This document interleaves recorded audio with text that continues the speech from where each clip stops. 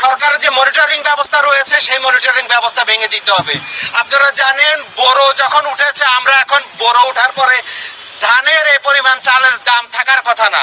এই পরিমাণ চাল যখন দাম বৃদ্ধি পাচ্ছে, তার মানে হচ্ছে কেউ একজন মাঝখানে বসে কোনো একটা দুর্ঘটনা ঘটাচ্ছে। তাই আমরা মনে করি সরকার এই মুহূর্তে ওএমএস এর আওতা বাড়াতে হবে, মানুষ যেন ওএমএস থেকে সবচেয়ে বেশি খাবার কিনতে পারে। বাংলাদেশের দীর্ঘদিনে আপনারা জানেন যে পৃথিবীর সকল দেশে, প্রায় উন্নত দেশে রয়েছে সামাজিক নিরাপত্তার অংশ হিসাবে মানুষকে রেশন কার্ড দিতে হবে। সুতরাং আমরা দাবি করছি দরিদ্র মানুষকে রেশন কার্ড দিতে হবে, দরিদ্র মানুষ যেন সরাসরি চাল এবং তার প্রয়োজনীয় জিনিসপত্র কিনতে পারে।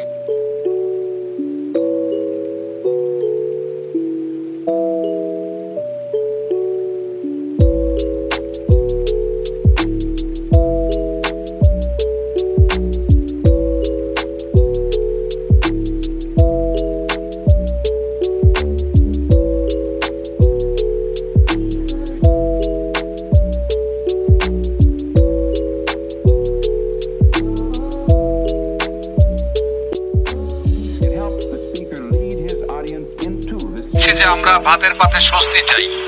এই যে কৃষক যে রোদে পড়ে বৃষ্টিতে ভিজে আমাদের ক্ষুধার অন্ন যোগায়, সে কৃষক তার উৎপাদিত ফসলের ন্যায্য মূল্য পায় না। আজ পর্যন্ত আমরা এটার কোনো ব্যবস্থা করতে পারি নাই। বর্তমান সরকার অনেকগুলি কমিশন করেছে, কিন্তু কৃষি সংস্কার কোনো কমিশন করে নাই, করছে না। আমি এই মানববন্ধনের মাধ্যমে দাবি করছি যে অবিলম্বে একটি কৃষি সংস্কার কমিশন করা হোক।